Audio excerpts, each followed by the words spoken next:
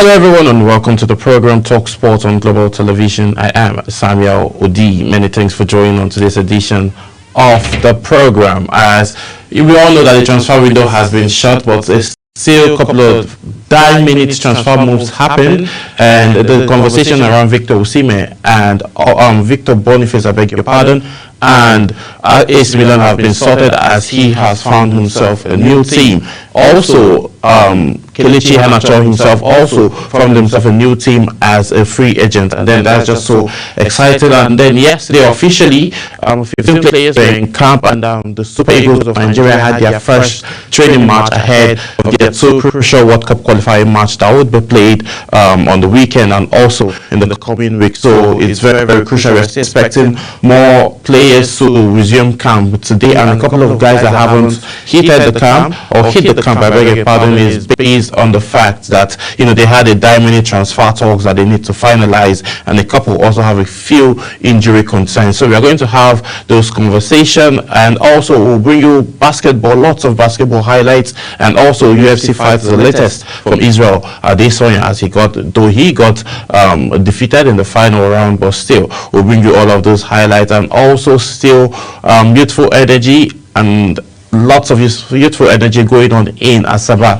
Delta State, as the National Youth Games are still ongoing, and Team Lagos, Ogun, and Abeokuta, Ogun, and Asaba are still fighting and lugging it out to know who will be the champ of this year's National Youth Festival, the National Youth Games that is ongoing in Delta State, Asaba. So we'll have all of those conversations, and also we're having the head coach of the Nigerian under-17 handball team, who will be joining us virtually to have conversation around the preparation of the competition that will be coming up later this month from the 12th of September, and they will be going to represent Nigeria in Algeria. So we'll see how all of that will know. We'll have conversations with the head coach of the team and know how prepared and how ready his team is to, go and make Nigeria proud, because they conquered the continent, they conquered the local leagues, and then they are set to advancing further. So we'll see how we'll be able to have all of those conversations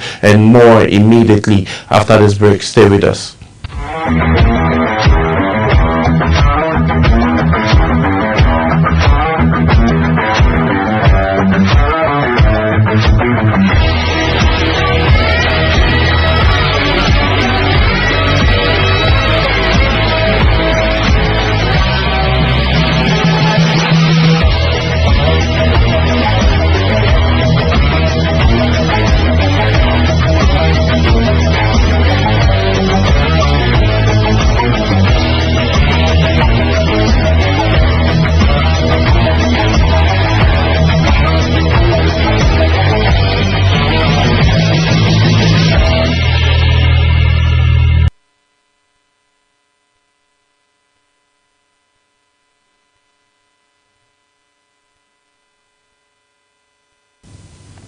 Yes, many thanks for staying with us, and if you're just joining, this is Talk Sport on Global Television, and I am Samuel Odi. Now let's get all started with home front, as always. Wheelchair boxing belt trails Israel Adesanya. Nigerian's Tony Adebayo Adesanya expressed his delight after winning the World Adaptive Boxing Championship belt in the 54 kg flyweight division, defeating British Danny Higgins at the Market Harbour Centre in Northampton. The 30th August victory marked a historic moment for Nigeria, the Nigerian who has used the wheelchair almost all his life and has spent 8 years promoting the sport across Africa while training in South Africa. Adesanya, known for his composed style and sharp reflex, controlled the pace of the fight and kept Higgins on the back foot for the most of the rounds to earn the judges a nod. I am happy that I am able to achieve what people believe is not possible. I was able to find my way to South Africa, and I was given the opportunity to do it for about 8 years, and the dream came true. Adesanya stated the Nigerian who left his home country in 2007 acknowledged the support he received from his South Africans while representing Nigeria. He says, I fly the Nigerian flag, but I need to mention South Africa also because what I achieved today in sports on wheelchair boxing is through my club in South Africa, he added. So this is what Africa is obviously all about. No matter the fact when it comes to football, both Bafana and the Super Eagles always have banters together, and there's almost like a rivalry when it comes to the football teams. But outside that, Nigerians actually get to, and the South Africans get to partner well bilaterally, and also we are seeing it reflected in the angle of sporting activities. Now, this is actually coming from the angle of a disabled, individual, but still pushing the mark for Nigeria and also collaborating with Nigerians, with other African countries to be able to make Nigeria very, very proud and fly the green, white, green flag up in the sky. So moving on, let's talk cricket quickly, as Oyede is unfazed by Zimbabwe World Cup qualifiers test. Head coach of Nigeria's senior female cricket team, Leke Oyedele, I beg your pardon, is optimistic that the female Yellow Greens will bounce back in their last group game of the 2026 ICC Women's T20 World Cup African Qualifiers Division, first Division 1 against Zimbabwe as they face the test playing nations in Namibia on Wednesday. The female Yellow Greens need to avoid defeat against Zimbabwe today in order to keep their dream of reaching the 2026 Women's T20 World Cup in England alive. Nigeria began their series with a 96-run win over Sierra Leone on Sunday, but fall to an 8-wicket defeat against host Namibia on Monday, putting them in a dire situation against Zimbabwe. Ahead of the tie, Oyede said his team are ready to take their chance against Lady Chevrons, and then we'll see how all of this will turn out. Their outing yesterday still shows that they were still on phase and they are ready ahead of the final group game. And then winning the final group game is actually going to help them further in advancing their career and also going to represent Nigeria in England, because if they don't get to win 2 out of 3 games that they play, then there's no way for them to be able to advance further. So we will see how all of this pans out as they get themselves ready for the next competitions and the other matchups that would be coming up shortly. So we'll see how all of this pans out and how individuals will rally around this team and give them all the support that they need. So we'll see how all of this pans out. Then moving on, we have the national coach for the under-17 team who is joining us virtually. We'll bring him up shortly, but before that, let's have a quick conversation around Warri Wolves as they get fined for security breaches.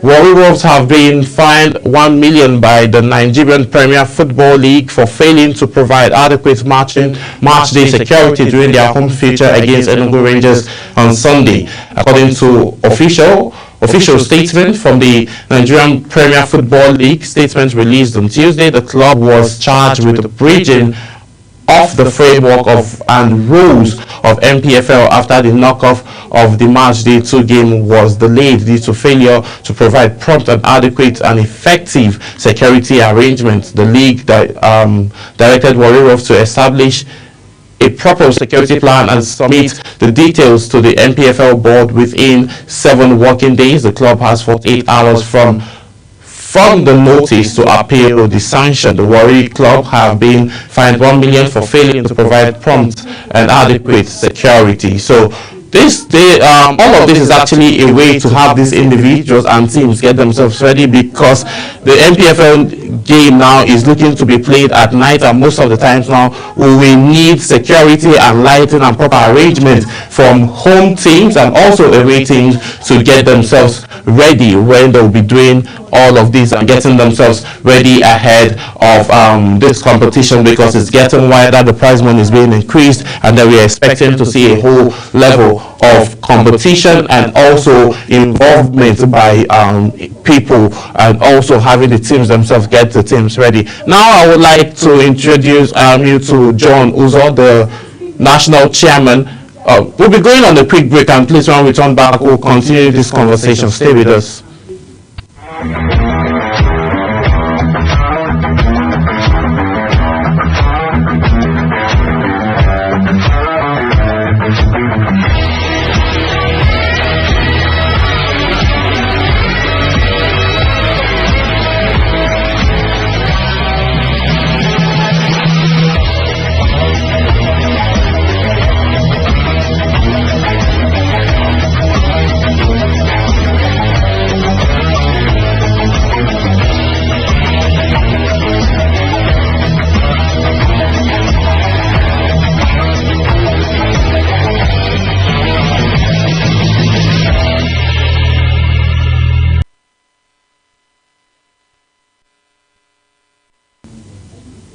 We sincerely apologize for that quick technical break that we had to take. So now, joining me all the way from Lagos is Coach John Uzo. He's the national coach for the under-17 handball team, female team, as they are getting themselves ready to go participate in other competition, and they'll be representing Nigeria in Algeria.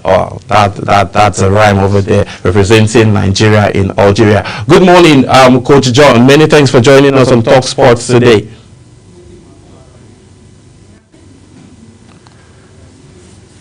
So how prepared are the ladies, and how is the whole setup and preparation coming ahead, because 12th is around the corner? Thank you, Mr. Samuel, for having me on your program. We are doing a bit here. We've been in camp for a week now, and we're pushing to make sure that everybody comes up to speed with what we are trying to impact in the team. And I know that by His grace, we are going to qualify for the World Cup, because it's the nation's cup for the youth teams in Africa, where the best African teams are going to participate. All right. So looking at that now, how can you say the team has been preparing, and the support you've been getting from the NFF, the National Sports Commission, and also Lagos State government, since they are obviously hosting you guys as you're getting yourself ready ahead of this competition? Actually, the support has been massive from the federation, under the leadership of Mr. Samuel Ocheho, the president of Handball Federation of Nigeria. He has been very, very helpful financially and physically present, attending our training sessions and all. Outside of that, we've not really gotten any support from either private sectors or any other government body. But the president of the Handball Federation, Mr. Sam Ocheho, has been doing a lot for us here. We've been in camp. He has been shouldering the responsibility of the camp. All right, let's see. You guys have represented Nigeria, and then you all had to qualify before you now go and battle it out in Algeria before advancing further from the continent of Africa to go represent in abroad. So how have the journey been so far as the head coach? How has it been? How have you the scouting process, and how is your team looking currently as it stands?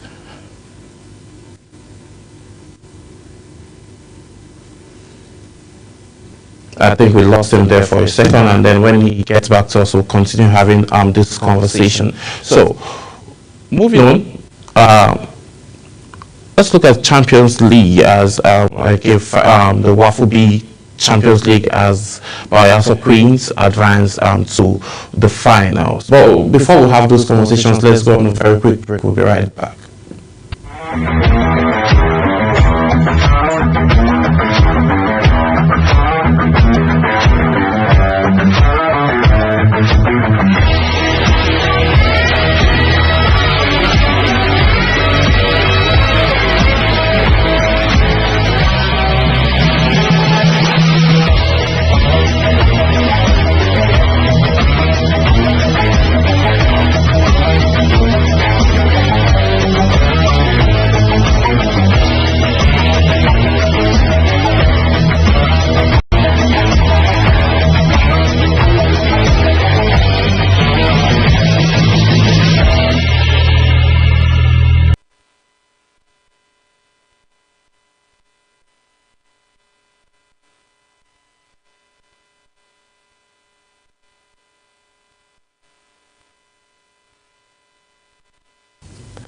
All right, many thanks for staying with us, and again, we sincerely apologize for those quick technical breaks we keep having.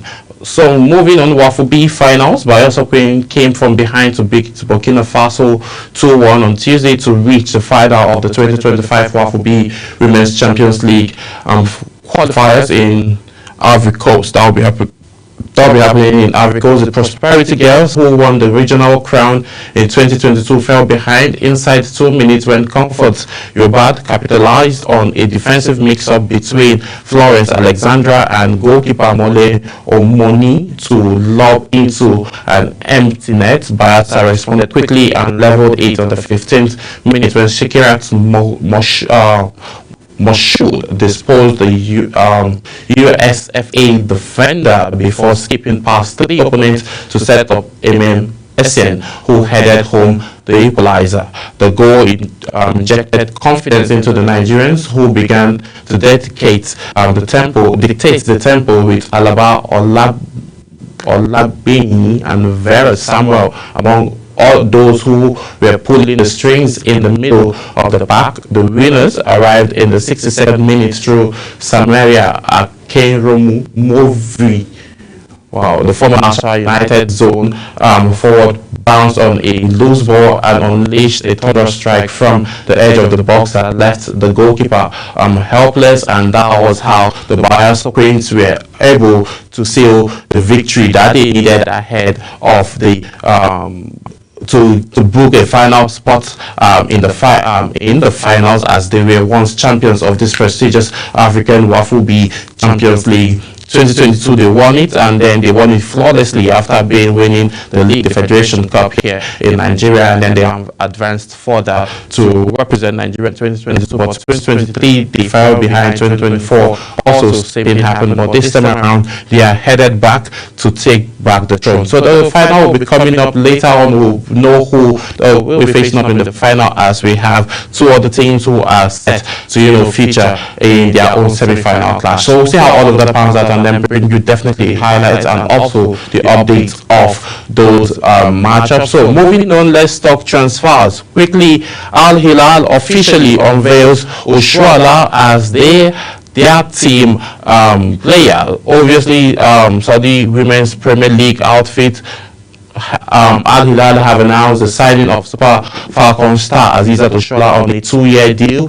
Oshuala joined Al Hilal from the National Women's Soccer League side Bay FC, and then has stint with the USA club after a 1.5-year deal. She was unveiled in a series of posts via the club's social media handles on Tuesday after undergoing medicals on Monday in Riyadh. She joined Super Falcons teammates Ashelia Plumta and Francisca Odegaard in Saudi Arabia. Al Hilal finished 6th in the 2024-2025 season, with the competition expanded from 8 to 10 teams, and then you see how the teams now and the league itself is evolving. So we'll see how her outing will be for this team for the next 2 years, as she has been very, very instrumental. She was in Barcelona, and also she was in the US, and she has been scoring goals back to back. So we'll see how this journey and the trajectory will look like in the next 2 years. And the girl has made some good Saudi Arabian money. The deal was actually a very, very sweet deal, though you can't compare it with what the men are earning, but that deal is very, very mouth-watering. So moving on, World Cup qualifiers. Eagles begin training with 15 players. The Super Eagles held their first training section with 15 players in Uyo on Tuesday ahead of the FIFA Club World Cup qualifying series showdown against Rwanda and South Africa. The camp, which opened on Monday, saw team captain William Strauss-Ekern amongst the early birds to arrive the training camp, and the training commenced a day later. Players who were involved and also team managers who were present was Coach Eric Cheli. Was the first training section include Bruno Onyemechi, Amas Obasi, and also Felix Ago, Adeyele Adebayo, Chidozie Awazim, Benjamin Frederick and Wilfred Ndidi, Frank Onyeka and Fisayo Dele Bashir. All of these individuals were present. Also in from Paris, FC forward Moses Simon featured in the season in the section, as well as wing back Olawale Aina, defender Bright Osayi Samuel, and Fulham Joe Kevin Bassi and Alex Iwobi were all present. They were all present there, and several players are still being expected to arrive at the national team later today, with first choice goalkeeper Stanley Nwabali, as well as squads of Christus Uche and Samuel Chukwueze Tolu, Arokodare, Cyril Darcy, who also secured the deadline transfer, and reigning CAF African Player of the Year Ademola Lookman, together with Victor Osimhen, Rafael Onyedika, are also expected to touch down today. Nigeria will face Rwanda in a match day 7 encounter on September the 6th to the Gospel Akpabio in Uyo, before embarking on an away trip to take on Bafana of South Africa in a match day 8 feature at the Toyota Stadium on Tuesday, September the 9th. Yes, if you can hear me, Coach, let's get your take again on how your team has been getting yourself ready ahead of this prestigious championship that will be coming up, and which will lead to them going to represent Nigeria in the World Cup game. So you were giving us a brief on how prepared and how ready, and also the scouting process for your team, your under 17 team, Coach. Yeah, sorry for the break. Actually, like we said, the team had to go to Cote d'Ivoire, Abidjan, to qualify earlier this year. And when we qualified, we came back. The president of the team deemed it fit that we'll call about 30 players to camp. We did. We camped the first phase for 10 days, selected 20 out of the 30, and then the 20 reported to camp. Unfortunately, one couldn't make it, so we are 19 in camp as we speak now, and everybody is putting in its best, because we have to trim down to 14, the final 14 that will make the trip to Algeria. So everybody is giving out what the best that the person can give, so that it will become the part of the 14 that will travel to represent Nigeria in Algeria. It's going to be a tough one, because most of the teams in Africa are really getting prepared and geared up for this event. But we are giving out our best here. We are training, we are making sure that we put finishing touches, because 12 is just by the corner. Okay, so you say you're going to trim down to 14. Will 14 players be enough to go represent? Wouldn't these players be overworked in terms of rotational basis? Well, it is something beyond our own making. Ordinarily, you are supposed to go in with 18-man team and the coaches, but unfortunately, we have not been having that support that we desire. The president is doing what he can do to make sure that this 14 attend the tournament. It is not what we can control actually for now. But if we have the means to do, we would have been going with 18 players instead of 14. And that's why we are pushing the 14 to give out much more than they can even do, so that at the end of it, there will be no room for complaint or lapses or excuses. Okay, with the 14 teams now, how I know these players now must be very determined and very hungry to bring glory to Nigeria, and also put their names on the map of the different thing, and then also qualifying and advancing further to go represent Nigeria and Africa at large at the world level is also a different thing. So how do you motivate these players, despite every other challenges, like you rightly mentioned? How do you have them motivated and focused at the task at hand? Thank you very much. The team has its self-motivation right now on the fact that the previous under-17 team that participated came out third in this event 2 years ago, and they went to the World Cup. So our target is to see how we can surpass what they are doing, what they did before now, And that has been the motivational factor for both the coaches, the president, and the players. Everybody's working hard to see that we do not even end in the third position, but at least to go a bit higher or at least maintain the third position. So that has been our motivating factor. We are doing everything within our own powers to see that we get to that podium and at least don't go beyond what the previous team set ahead for us. All right. I know the National Sports Commissioner, Alhaji Shehu Diko, is also very particular about grassroots sports development, and you are managing, lots of young fellows. So how well have you gotten support from the National Sports Commission and Shehu Diko himself? Have you spoken to him based on how your preparation have been so far and how ready and prepared you and your squad are ahead of the job that is to be taken care of? The Executive Secretary of the Handball Federation is on top of that matter. We know that the youth games are currently ongoing in Asaba, and most of the sports ministry officers are all there. So it is a bit of a mix-up everywhere in terms of reaching out to those on top. She's there trying to coordinate the handball event and also coordinating the camp from where she is and talking to the ministry officials, the DG, and the chairman sports commission. We are hopeful that something positive will happen from their end, and then we'll see where we take it from there. All right. So let's just go away from handball quickly and just talk swiftly. The World Cup qualifiers are coming up on Saturday. Nigeria will be taking on Rwanda in the Godswill Akpabio International Stadium in Uyo. What word of advice do you have for your man Eric as he gets ready for this so crucial matchup that needs to be played? I know you're a handball coach, but I'm sure you have some couple of expertise. You could just pitch in for Eric. The first thing I think any coach should do in this situation, knowing the position that we have found ourselves in the previous matches, is to let them know the importance of playing in the World Cup. In terms of football, once you play in the World Cup, it's a room for you to expose yourself further.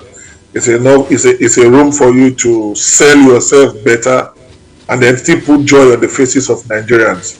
So when you have those three things at the back of your mind, first of all, knowing you are representing Nigeria, over 200 million people supporting you to do the best, you should at least motivate yourself enough with that we need to make Nigerians happy, we need to make ourselves happy, we need to sell ourselves more and put ourselves in the spotlight. So he should just give them that motivation, and we have the quality that can deliver. All right, you're actually right, absolutely right. We have the quality that can deliver. It just needs to find a way to manage these guys. And their first training section happened yesterday, and everybody's looking in good shape.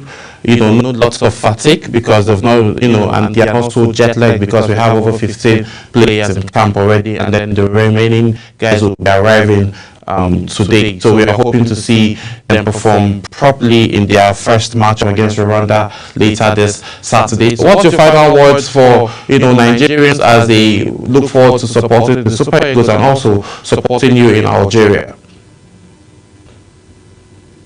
As coaches, we always wish for a bit of favor, and we pray that Nigerians will support us with their prayers and wish us well, both in the handball and in the football the contests that are coming up. All right. Thank you very much, Coach John, also for taking our time to join us on today's edition of Talk Sports. And I know you need to go back to your team ahead of the massive job and task you have ahead of you. Thank you so much, and we're sending you love and prayers all the way from the Capital Territory. And we say thank you for joining us on Talk Sports today. Thank you for having me on your program. I'm very, very grateful you presented me here. Thanks a lot. All right. So moving on, let's talk transfer quickly as Kelechi Iheanacho confirms new club. Super Eagles forward Kelechi Iheanacho has signed for Celtic as a free agent. That's a great news. Scottish champion were among 3 teams fighting to secure the 28-year-old signature. Iheanacho saw his Sevilla contract terminated by mutual consent on transfer deadline day. He has now put pen to paper on a 1-year contract with Celtic. Celtic manager Brendan Rodgers believes Iheanacho, who he worked with at Leicester, will make a big contribution. The Nigerian replaced Adam Ida, who joined Swansea City for undisclosed fee. Iheanacho moved to Sevilla last summer before spending the end of the season on loan with English Championship side Middlesbrough, and then now his talent has taken him to the Scottish outlet. So we'll see how all of this pans out and how ready he would be to, continue the trajectory of his career, and then we'll see if after Celtic, if he will be moving somewhere, probably to Saudi Arabia, to get another big deal. So we'll see how all of that pans out. So moving on, let's still talking transfers. Newcastle's Gordon sends message to Alexander Isak after Liverpool move. Newcastle United star Anthony Gordon has hailed his former teammate Alexander Isak after the striker joined Liverpool on the summer transfer deadline day. Iska had to force his way out of Newcastle as the club were reluctant to sell him this summer. The Sweden international embarked on this strike and boycotted Newcastle training until the Memphis had no option but to let him leave in the Premier League transfer record. Gordon said despite all the brouhaha that surrounded the Sweden's move, the 25-year-old was one of the best teammates and great personality he ever played with.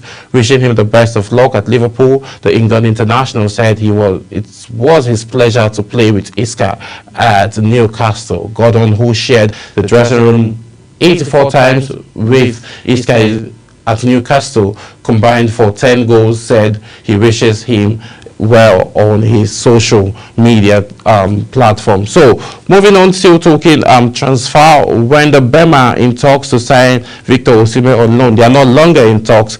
The deal has been confirmed and it had nothing to do with TikTok, Instagram, X accounts, WhatsApp that made Victor Osimhen, or rather Victor Boniface, not to find himself in AC Milan on loan. Each team have their own policies, they have their own standards that you need to meet up to before you would be able to be on that team. Probably he did not meet up that team, the standard for AC Milan, but on the flip side, he met up with the standard of Wanda Bema, and the talks have been confirmed, and Victor Boniface have been unveiled as the latest player of Wanda Bema. And then Wanda Bema have already established contact with Leverkusen to get the deal done, and the deal has been done. Boniface was on the verge of moving to AC Milan last week, but the AC Milan team pulled off concerns over his fitness. The striker returned to training last week but was left out of Leverkusen's match day for the latest 3-3 draw with Bema, and then Bema are in need of a firepower up front after a disappointing start off to the new season. They are yet to record a win in 3 games across all competitions, and then we'll see how this our own great Nigerian would also fit in properly for them ahead of the games to come. Quickly, Awoko Dare, still talking transfers. Awoko Dare moves to Wolves on a 4-year contract. Wolverhampton Wanderers have announced the signing of Tolu Awoko Dare from Belgian Pro League out with KRC Genk. Awoko Dare puts pen to paper on a 4-year contract with the option of an additional year. The 24-year-old moved to the Middlesbrough on the back of an impressive outing for the Genk last season. The Nigerian international finished as top scorer in the Belgian top flight with 21 goals. The powerful strike was also named the best African player in Belgium for 2024-2025 campaign. Awoko Dare finished the season with 23 goals and 7 assists across all competitions. He is expected to link up with his new teammates after the international break, and Oroko Diary should be landing Nigeria later today with the likes of Boniface, Osimhen, and the rest of the team. That's talking about Ademola Lookman and co. So we are wishing him well, and he is fit and he has all it takes to be in the EPL. Quickly, another big one is Manchester City have signed Donnarumma, and Akanji heads to Man City.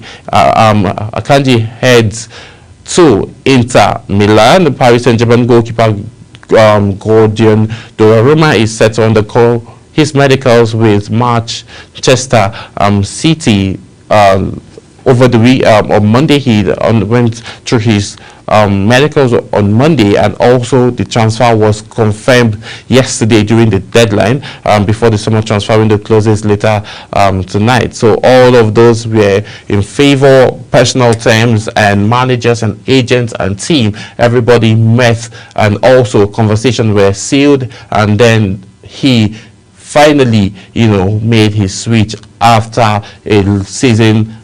a couple of seasons with Paris Saint-Germain, and also playing in the FIFA Club World Cup, and also emerging the 2024-2025 Champions League winners. So congratulations to him. We'll see how he will be fitting in well with Manchester City. The EPL is a different ball game. And again, finally on the list of transfers today,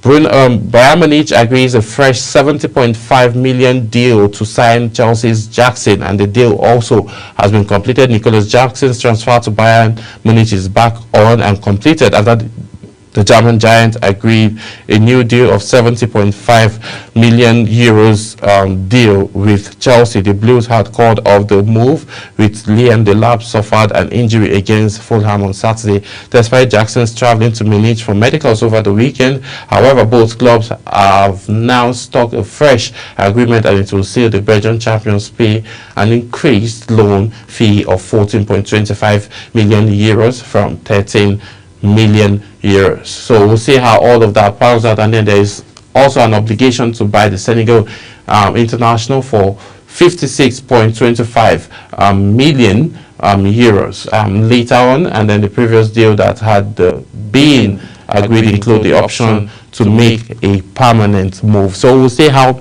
all of this will pan out, and if he would also be very, very instrumental for the German outfit. So quickly, let me bring you highlights of a basketball game in the FIBA World Cup going on between Italy and also Spain. Let me bring you the highlights quickly before we usher in other basketball